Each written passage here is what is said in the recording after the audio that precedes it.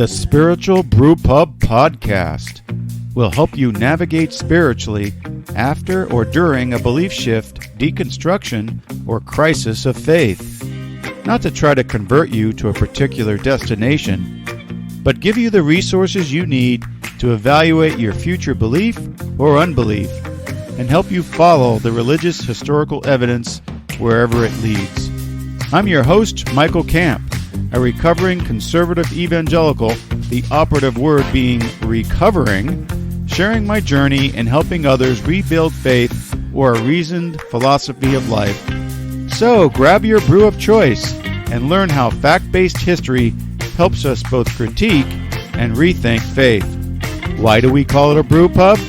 Because we like to hang out in them, at least metaphorically.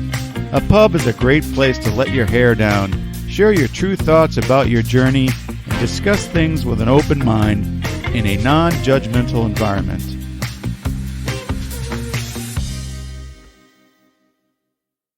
Welcome, everyone, to the Spiritual Brew Pub. I'm your host, Michael Camp, and today we have an absolutely amazing guest with us, David Gushee.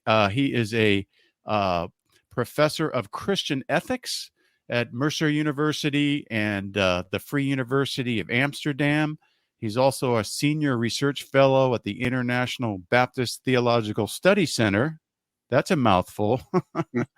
So in other words, he's a lot smarter than I am. David, welcome to the podcast. Michael, it's good to be with you. Thanks for wanting to speak with me. Yeah, this is going to be a great conversation. I wanted to, highlight what we're going to talk about is your book here, Defending Democracy from Its Christian Enemies. And I really like the way it's worded here, that we're really going to be try to be advocates for sane, ethical, compassionate politics in a world where many Christians are instigating discord and vying for power. And I would add that many Christians are becoming more retributive in their politics and their worldview and theology. And then finally, our goal really is to get some insight into what democracy is truly meant to be. So thanks for being with us. I saw you speak at the Wild Goose Festival, and I saw your book, and I've seen your name around a lot. So I'm really glad that I could finally connect with you. I thought where we would start is to get our audience an understanding of what your background is. The line that I have here, I can actually relate to. I just have to change a couple words, and it's pretty much me. But you became a born-again Southern Baptist evangelical, and decades later got kicked out of evangelicalism. I would just change I would just take out the word Southern and add the word Baptist and then charismatic. And then everything else is the same, except for our academic careers. But so how would you summarize that story of your evolution? Yeah, I grew up Catholic, and it didn't really I didn't really connect with it very well. My mother was very disappointed about that, but I went wandering into the spiritual wilderness in high school. And then as a 16-year-old, I had some friends in a local Southern Baptist church, and I wandered in there one summer afternoon on my own. And 4 days later, I was a newly converted Southern Baptist. That is so familiar, man. That happened, It's your formative years, especially the teen years or early 20s. It's very common. Yeah, 16 years old. I was looking for something I didn't know how to name, and they knew how to name it. And there you go, right? So I plunged in very deeply into the Southern Baptist subculture. Felt called to be a pastor within 6 months. Went to Southern Baptist Seminary.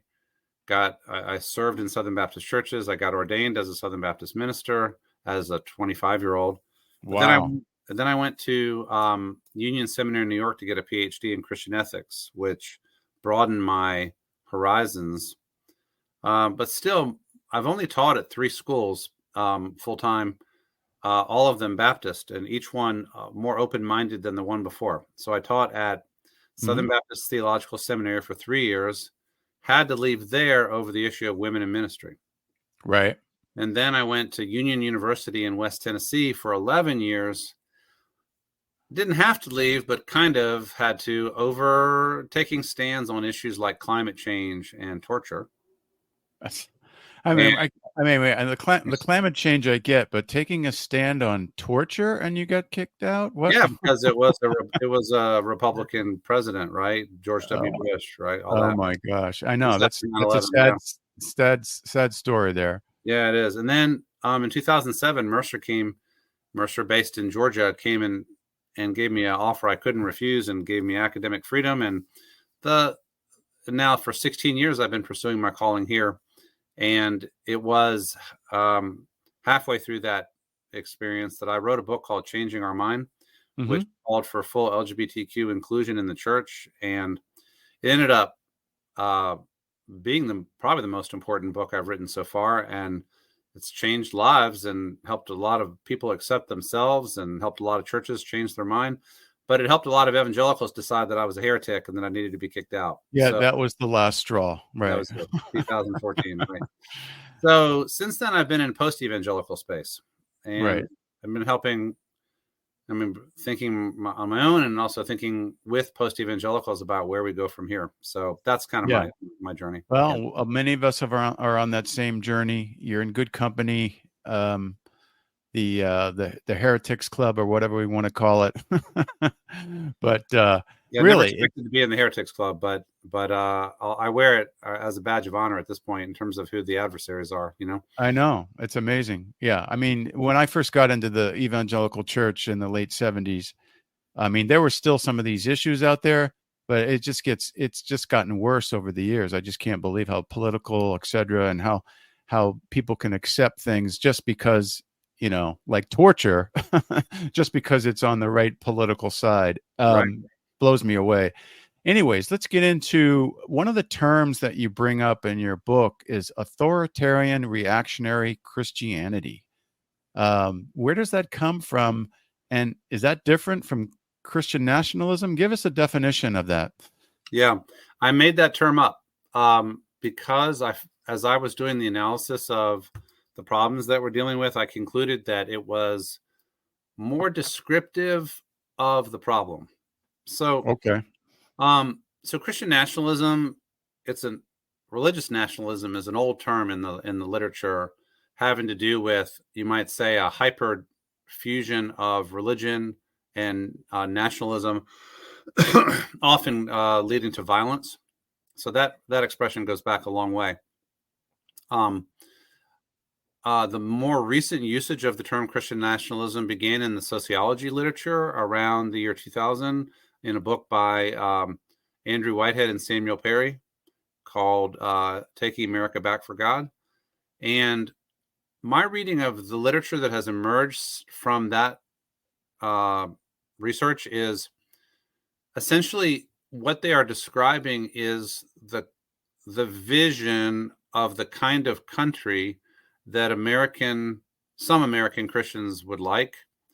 So it's a Christian nation that looks white dominated, patriarchal.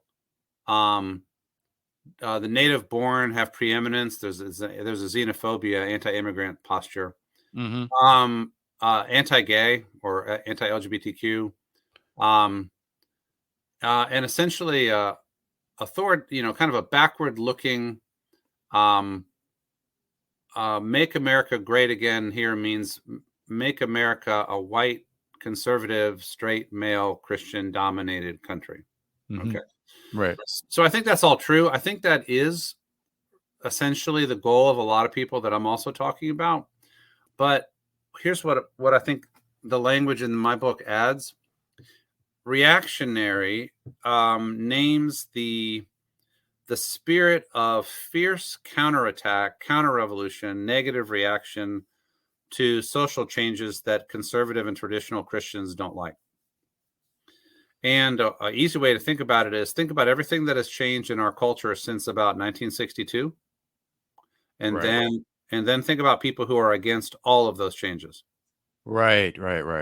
Maybe some more changes are more important to them than others. It might be about ethnicity, or it might be about gender, or it might be about abortion, it might be about sexuality.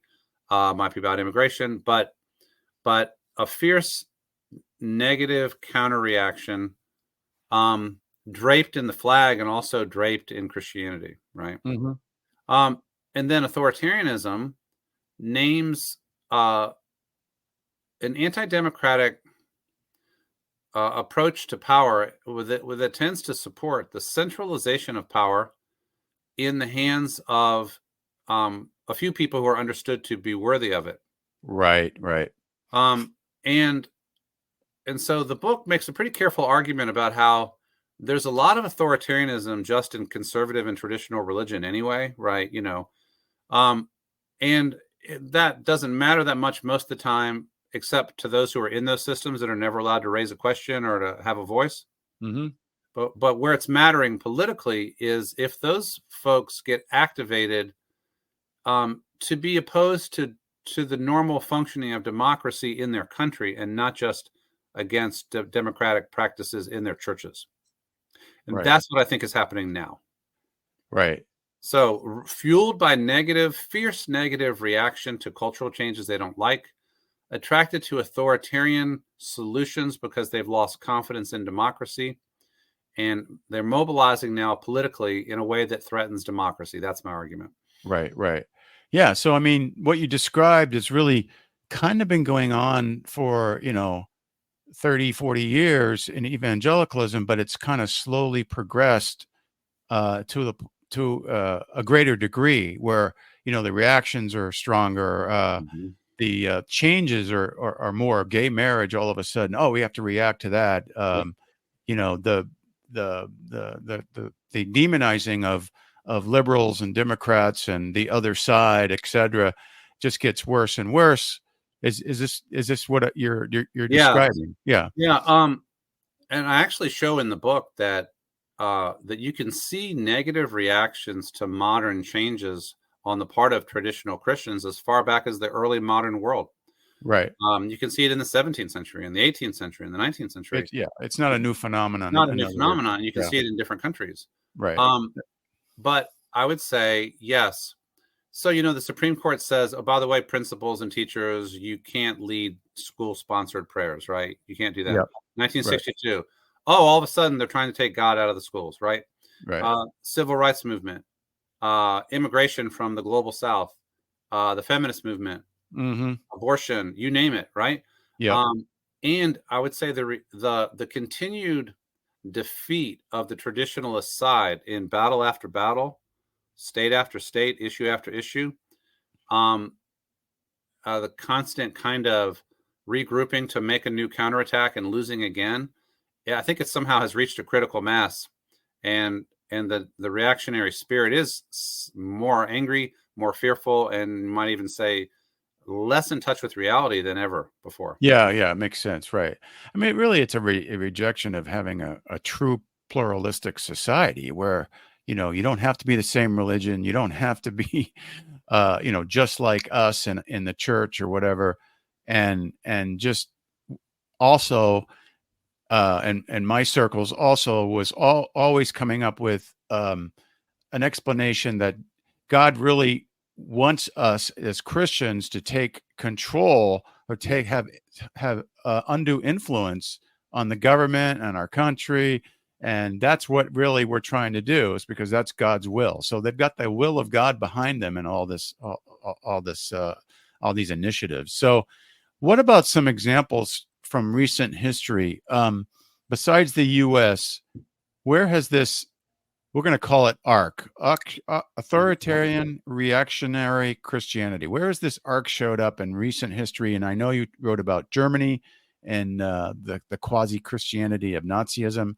And also, I'd like to touch on Russia because that's in the news a lot. Yeah.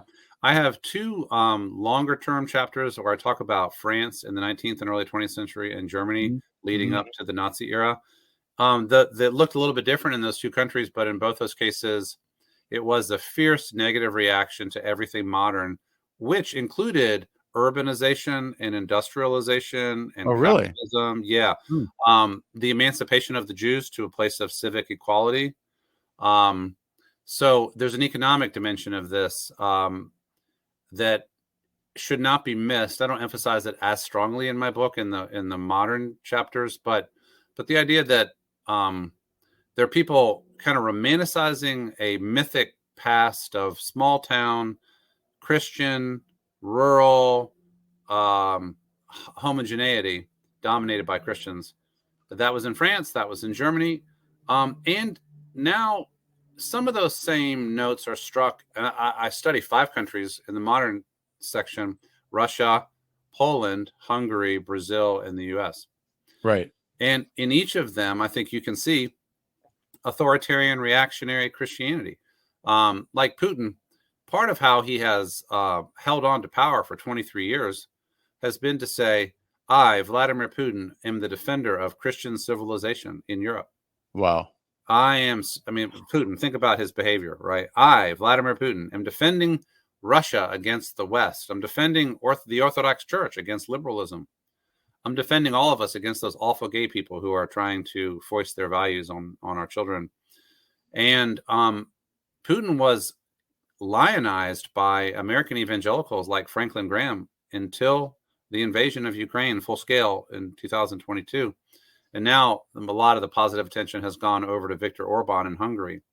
But what they have in common is, just picture this, and is, I am the strong man who doesn't limit I don't limit myself within the boundaries of democracy, because we're in a civilizational struggle, right, to defend Christian values and Christian religion against all right. that. And I'm the one to do it. I alone can fix it.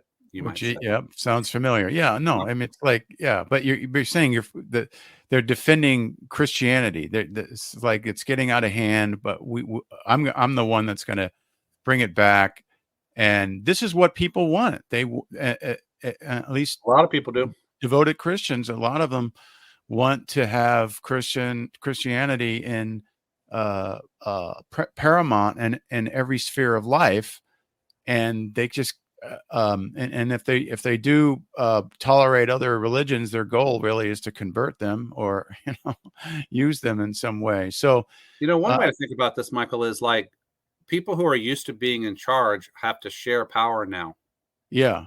So you've got atheists running for office, and you've got secular folks teaching in universities as well as folks, and you got media offerings that don't reflect your values, and it's a pluralistic society with people of lots of different skin tones and religions and values, and a lot of people are very uncomfortable with that, and they might be willing to tolerate that diversity as long as they could resume control.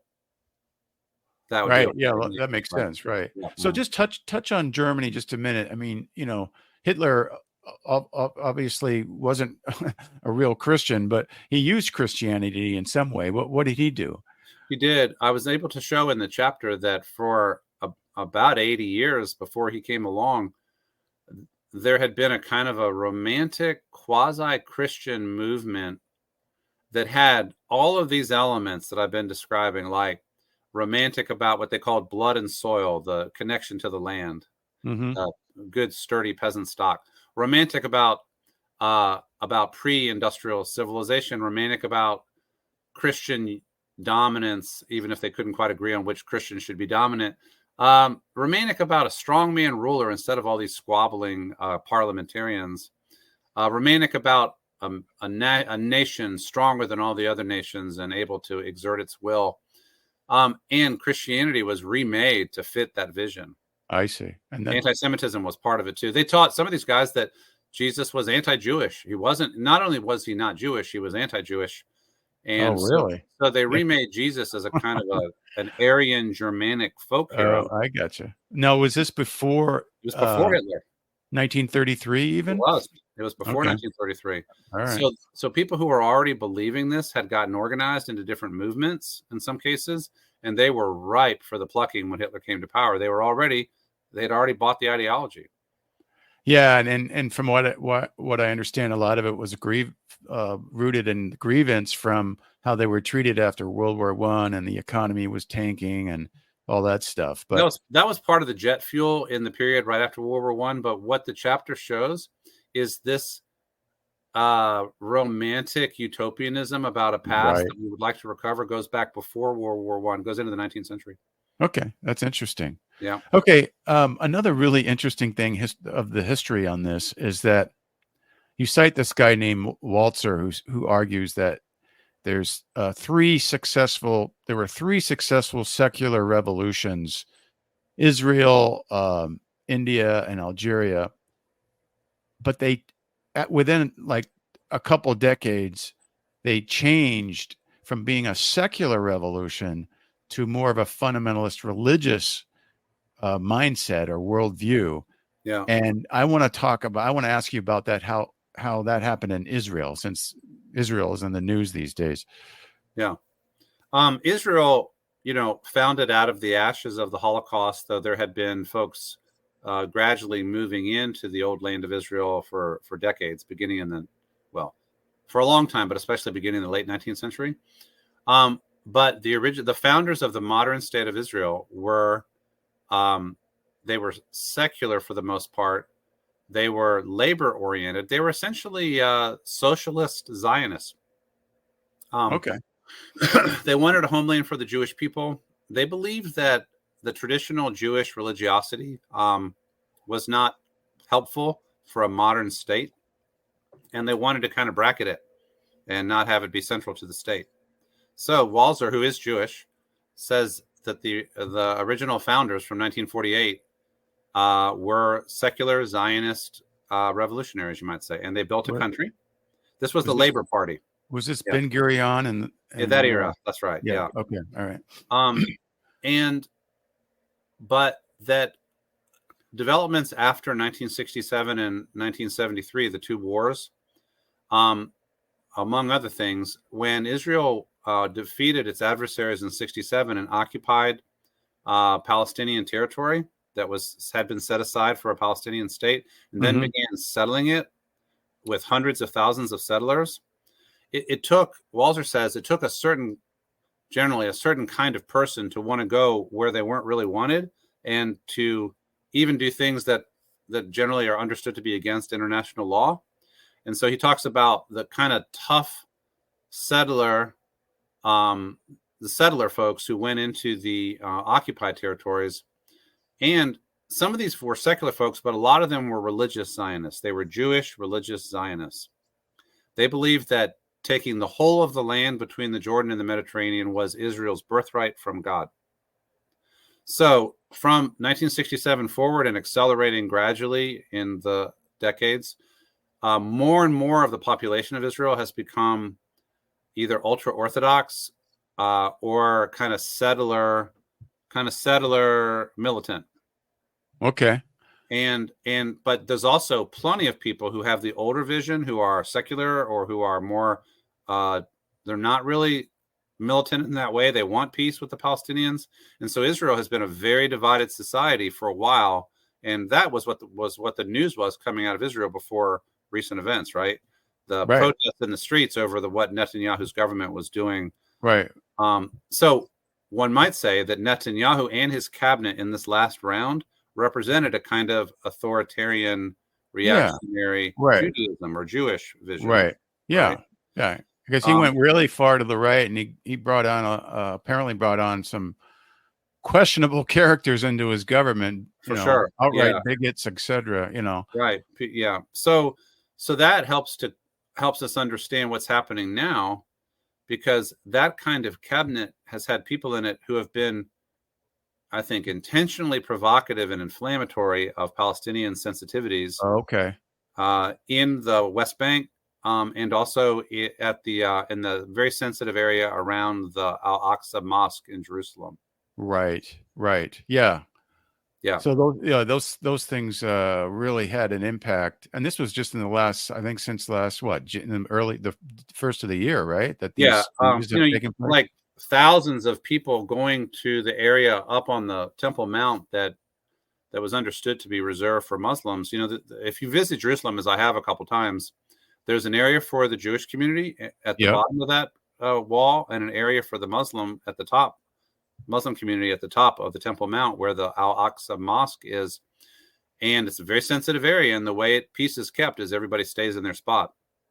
But there have been people in this cabinet who have been kind of parading up there just to you might say, to create a provocation. Right, right. Now that's yeah. That's very interesting and you know, concerning when you hear something like that. I mean, so all right, what about how does Christian Zionism play into this? Because Yeah. obviously all of a sudden not only are there Jewish people who are more settler motivated or religious, you know, have some religious overtones. But the Christian right and the U.S. especially has just you know dove in and supported Israel for their own reasons. So what about that? Oh, it's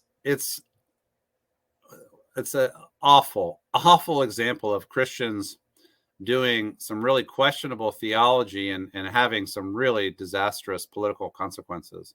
Basically, the backstory here is, at a broad level, Christian sense of identification with the Holy Land because of, reading the Bible all these years, right? We know all of these locations, and we have a sense of, oh, this is precious territory. This is Holy Right, Land, right? right. But then you also have the people who read the founding of the modern state of Israel in apocalyptic terms as ushering in the events of the last days. Hmm.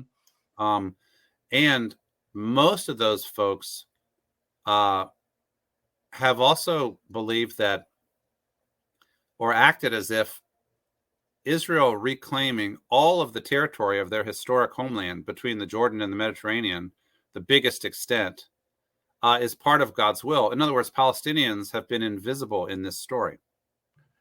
They don't Right, matter. right. Yeah, So a it's very part of powerful, prophecy, prophetic that's right, all that. words are being fulfilled in this Israel Yes, coming and creating a new nation. Yeah. that's right. And so the idea that Palestinians would share that Holy Land just didn't compute. It wasn't part of the story.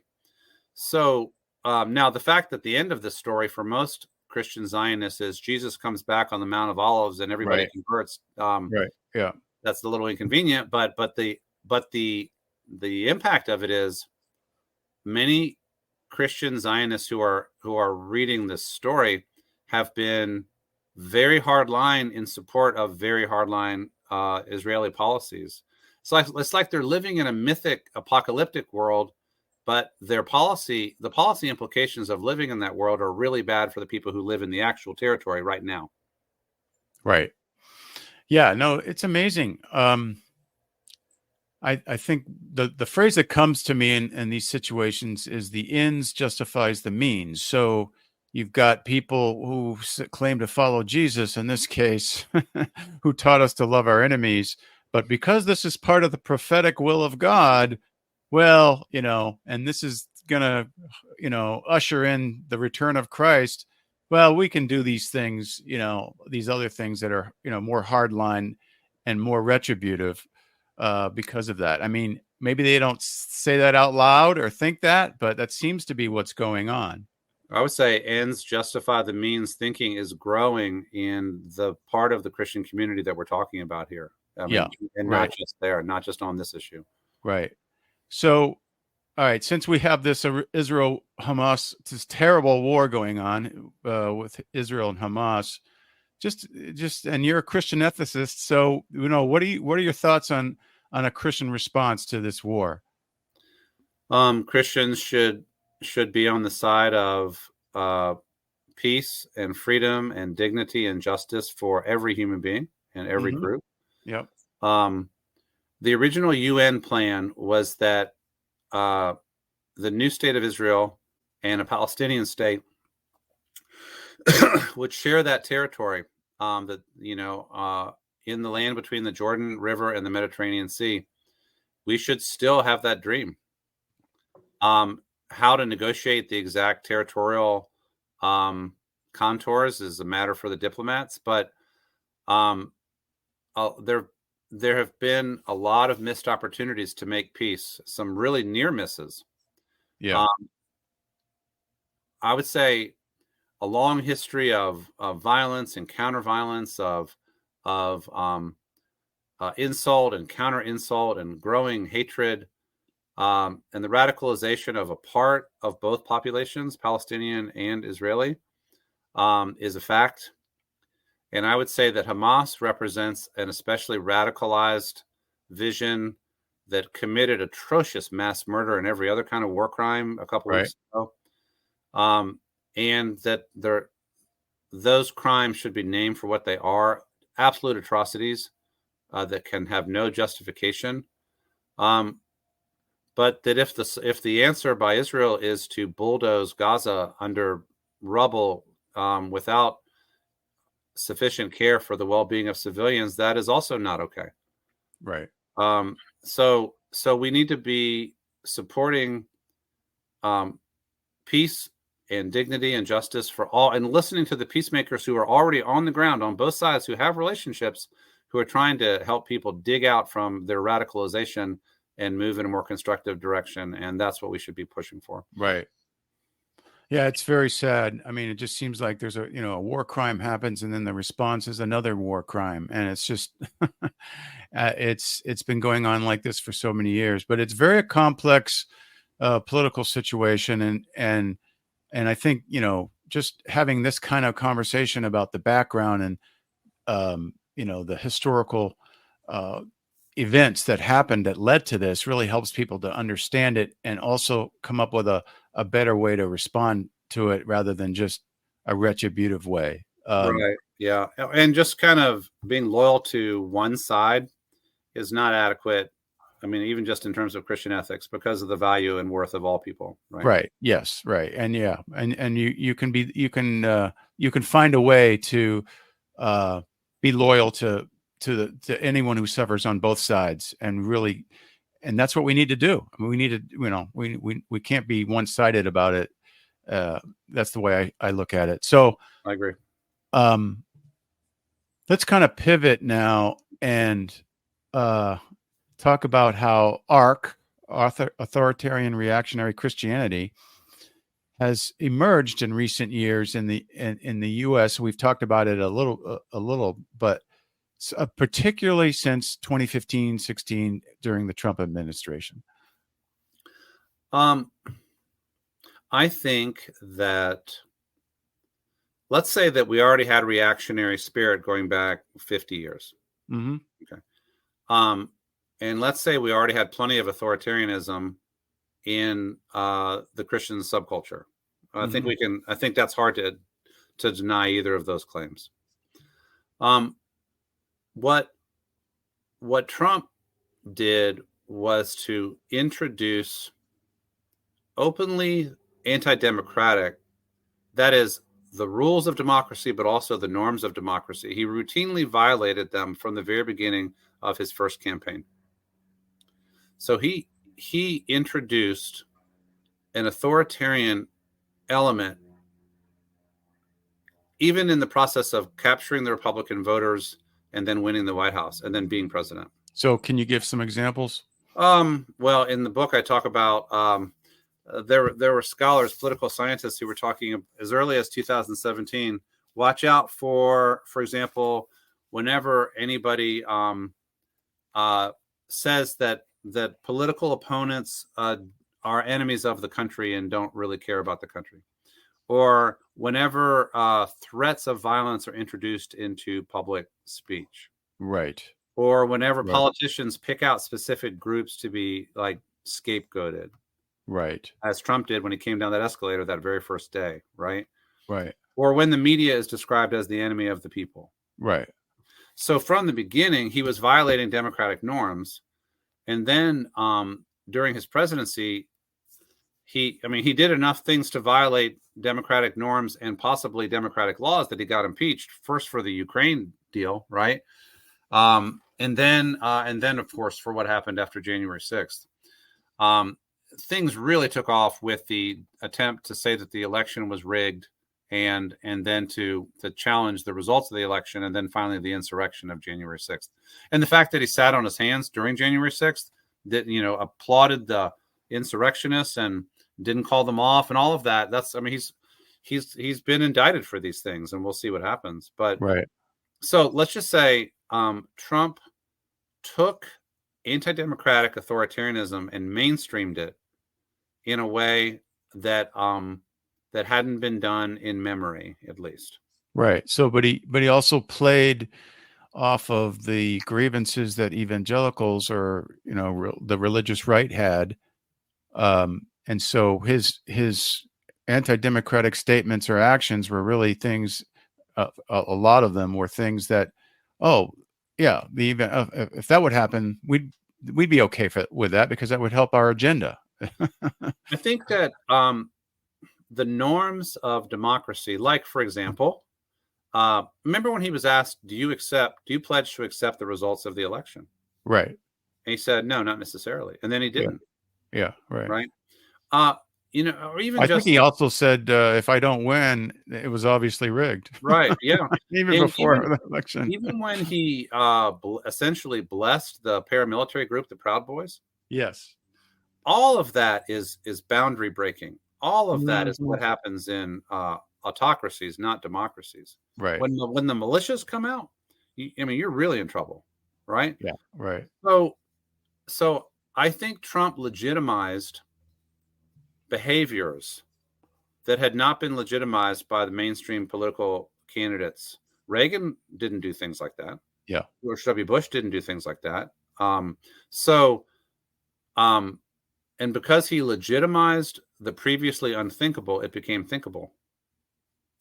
So Yeah. he did play an indispensable role, but the grievances and the authoritarianism, in a sense, were already there.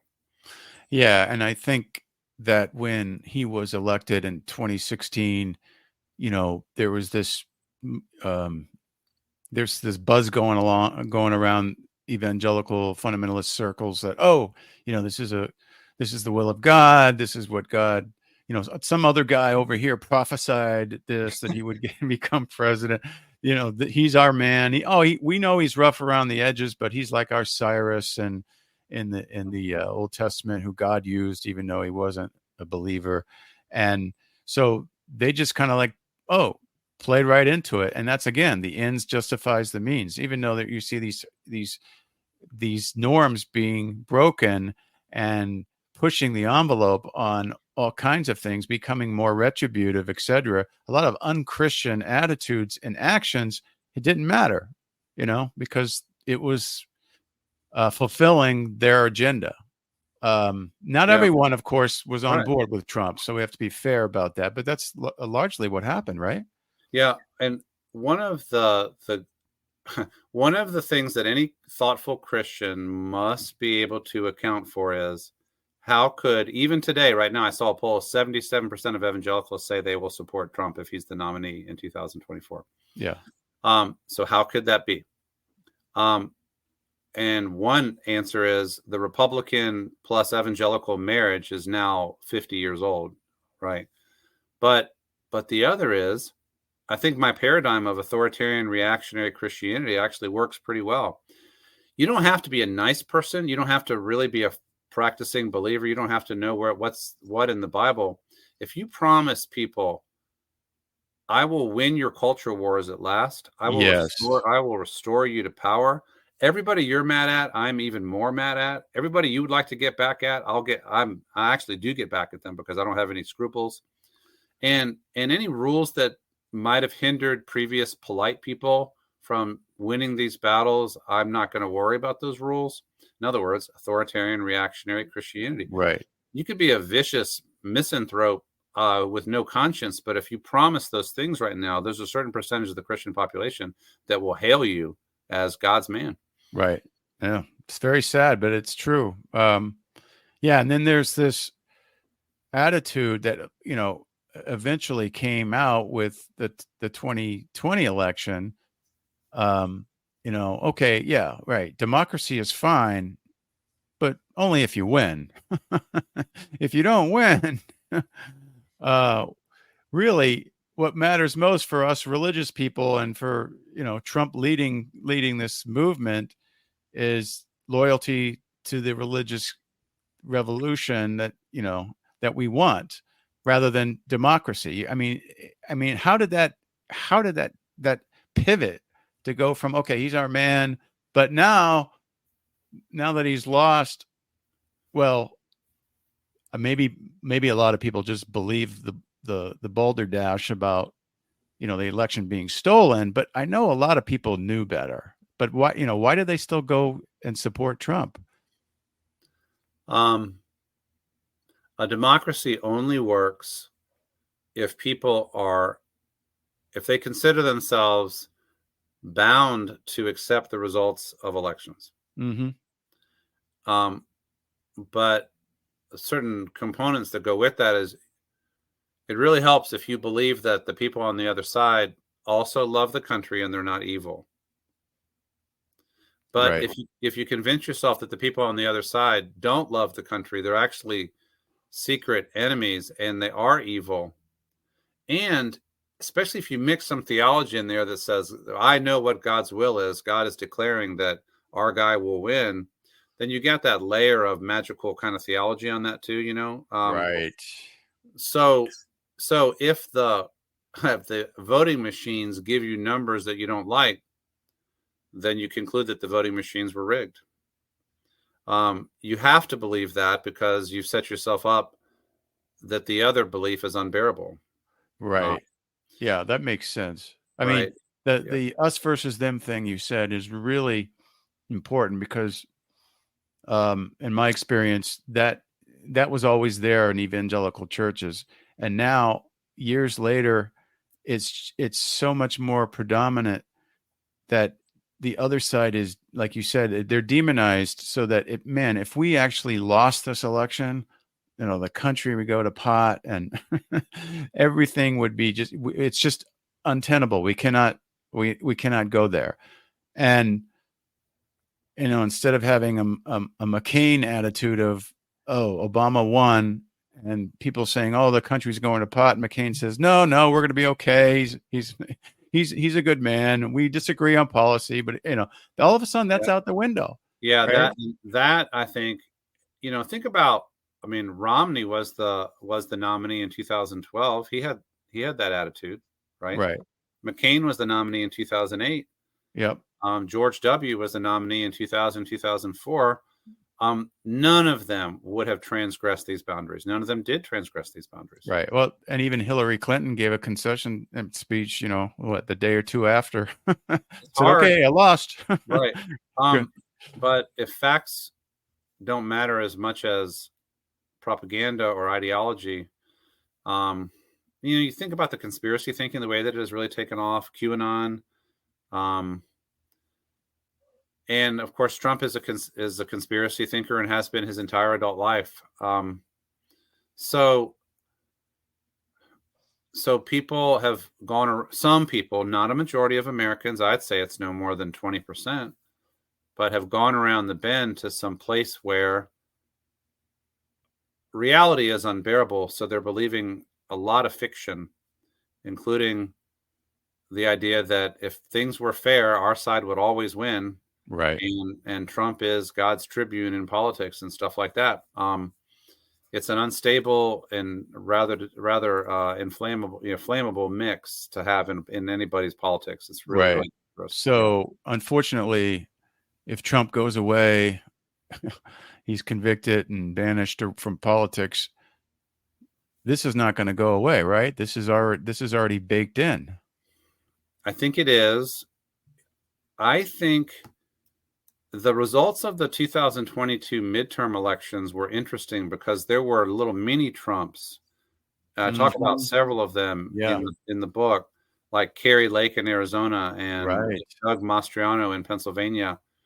A number of these mini Trumps lost, and they lost in some cases pretty decisively. I think DeSantis was positioning himself to be the successor. And may still be, but he seems to lack some of the magic, whatever the magic is that makes this work for Trump. Right. Yeah, he's not likable. Not likable. You can't. Trump is likable to some people, to some people, and not enough for DeSantis. Right. But authoritarianism is not going away. Reactionary spirit is not going away. And some of the hits on democracy itself, now that the frontier has been breached, that means new things are thinkable. So yes, the danger continues for sure. Yeah, that's sad. Okay, we got We got a little more than 15 minutes to go, and I want to spend a lot of more time on the solutions. Okay. You know what we can do, and what Christians can do who are actually seeing this or want to influence their friends and neighbors. And you bring up a couple things, traditions. One of them is called the Baptist Democratic tradition, and the other one is the Black Christian Democratic tradition, and saying this even among Christians, we have a history of loving democracy and we're losing it. How can we get back to it? So how would you answer that? I like how you said that, Michael. We have a history of loving democracy. It's not all Christians. Right. In fact, I talk in the book about some Christians who've been showing for a while that they don't really want American democracy. They want something more like Puritan New England in 1690 or something, right? Or they want medieval France in 1200. But there are resources. And so I named three. One of them is the Baptist Democratic tradition. And it isn't only the Baptists, it's all kinds of Congregationalists and dissenters that you begin to see emerge in England, for example, in the 16th and 17th century. They began arguing for things that sure look like democracy long before liberal and secular theorists like John Locke began writing their work. Okay. They said theocracy is bad because the state does not have the right, nor does it do well when it attempts to enforce religion. Mm-hmm. Right? They said the power should be diffused because human nature is sinful. You can't concentrate power in the hands of one person. Right. They said people have rights because they're made in the image of God. Right. So not including non-Christians. Including non-Christians. So right. First they were begging for their own rights. Please don't kill us because we do like adult baptism. Okay. Right. But then they were saying, but also don't kill the Jews and the Quakers and the Muslims and the atheists, because conscience, the right to freedom of conscience is one of the highest human rights of all. Right. Right. So they were the ones who began eventually saying, you know what we need? We need the state to get out of the religion business altogether. Mm-hmm. Okay. We need the separation of church and state, so that the church is free. The churches, people are free to form churches that they believe in, and the state doesn't harass them, but it also doesn't tax to support them.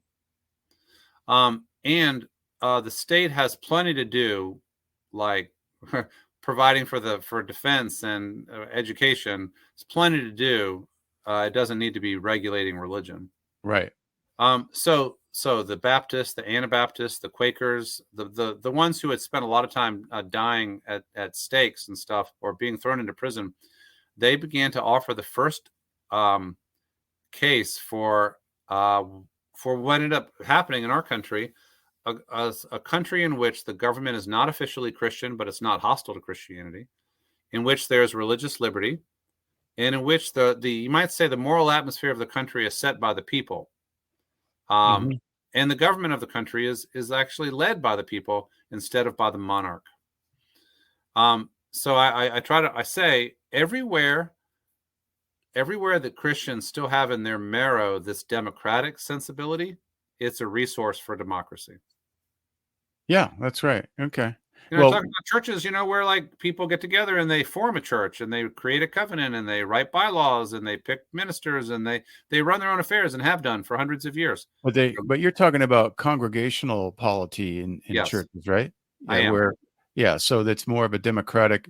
It's not just the pastor and the rubber stamp board. It's the whole congregation voting on things. That's right, and the whole congregation deliberating on what we want to be as a people, and I guess what I'm trying to say is that is already there as a resource, but we have to protect it.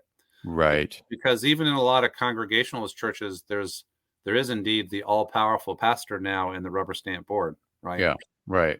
No, that's what my experience was, even though I think my Baptist church did have a congregational structure, I believe, but you also have the issue of like theology having to be the statements of faith and everything, and not having having non-negotiables that are kind of strict, etc. But that's another issue. But Right. anyways, this is very interesting. You reminded me of Roger Williams when you started talking about Right. this. Roger Williams. He's the Yeah, hero of this strand of thought that I'm talking yeah, about. he's a hero. He left the Puritans to form the Rhode Island colony and had some pretty radical ideas, like compensating the Native Americans for their land, Yeah. as well as all the things you just talked about. I've been reading in 17th century British history, and I'm seeing that the kings were very worried about these congregationalist movements. Yeah. Okay. Because they understood that congregationalism had a democratic vibe to it. Mm-hmm. If the people can govern themselves in matters of religion, why do they need a king? Yeah. And right. the parliament, the growing parliamentary movement in the 17th century, had some of that, like, hey, we know about forming communities and governing ourselves, and we want more of a voice in our own affairs. So, so I'm saying that is a resource. And so one thing I'm saying is, if you have a congregationalist system, protect it, and think about using it as an opportunity to train people explicitly in the practices of democracy. Mm-hmm. Like writing constitutions and drafting bylaws and amending them and having intelligent discussions about issues and taking stands and voting and then staying in community even when your side loses and all of that, right? Right. All of that is democracy in action. Yeah, that's great. Yeah. Yeah. The Black democratic tradition, I give a chapter to it because in America, Black people were disenfranchised from the beginning, enslaved. Black people have known from the beginning that what we have called democracy has been damaged by racism. And so some of the most inspiring pro-democratic voices in all of our history are, like freed slaves like Frederick Douglass. Right. Douglass. Or scholars like W.E.B. Du Bois, or mm-hmm. leaders like Martin Luther King, mm-hmm. Or Fannie Lou Hamer, who said, this is not truly a democracy until we have equal rights. Right. Then that would also mean it's not truly a democracy until everyone has equal rights. Exactly. Yes. Right. A multiracial democracy where everybody gets one vote, everybody gets one place at the table. Mm-hmm. The table is round and we all have a seat. And the Black democratic tradition, often headquartered in the churches, has been fighting for real democracy here for hundreds of years. And that is a treasure. And some of the writings and the voices coming out of the Black churches are absolutely essential for us all to consider as we think about protecting our democracy now. Right. No, it's a great example. And I think it always struck me in my evangelical experience that when I did encounter Black churches, they were quite different. Yeah. There's a different flavor there. And they were always more, I don't know, social justice oriented. They seemed to me much more open. And then, like you say, they had a strong sense of what was fair for all of society because of their own experiences, with injustice throughout history and slavery, etc. So they're also not likely to be romantic about the great old days of the past. Exactly. Oh yeah, right. They don't think, oh, make America great again. Oh, you mean like the Jim Crow era? Or what are you talking about? Right. They have a counter history to the mythologized history of nostalgic white people. That's a very good point. Yeah. Them. Absolutely. We need those. We don't want to go backwards. We want to go forwards. Come on, guys. Yep. Right. Yeah.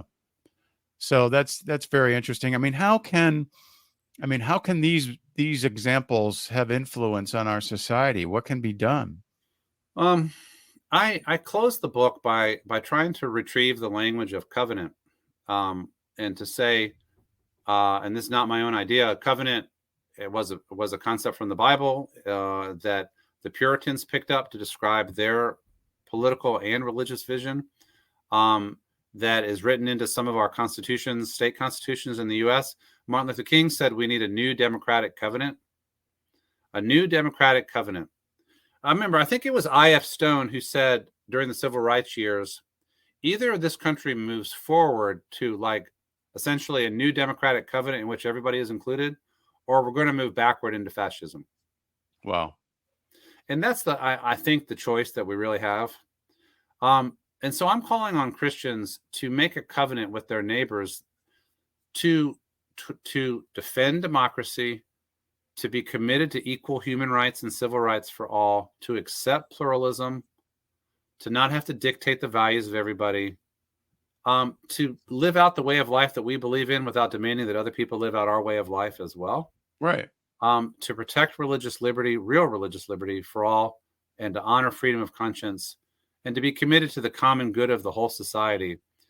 This project, this backward-looking project of authoritarian reactionary Christianity, I would say is bad theology and bad politics. And Right. so we have to consider it at both levels. It's bad ethics. It doesn't reflect love of God and neighbor. Love your neighbor as yourself. How would we like to be treated if we were the minority group? Right. Do unto others. Yeah. Yes. I mean, how simple is that, right? So what you just described, what I've envisioned is that if there's a document, a case for, Christian democracy, a Christian perspective on democracy, and getting churches to covenant to agree to this, because it's, appealing to the teachings of Jesus, appealing to history, appealing to logic, appealing to, justice for all, etc. Some of the foundations of our country.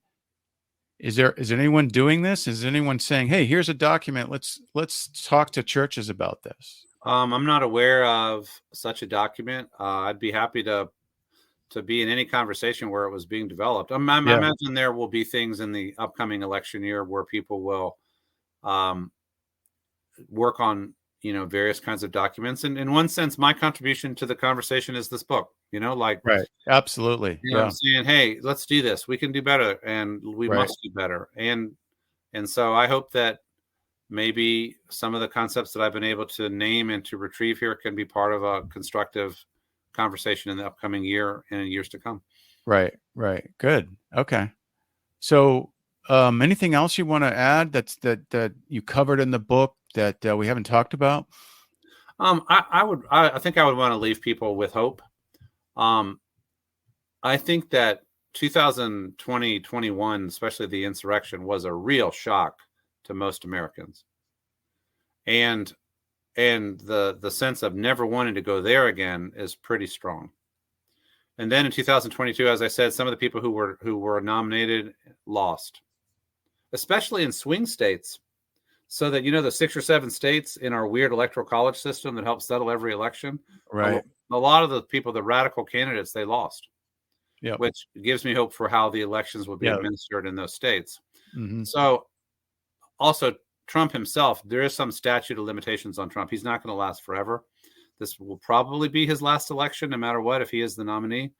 So I'm asking us to summon ourselves to defend democracy.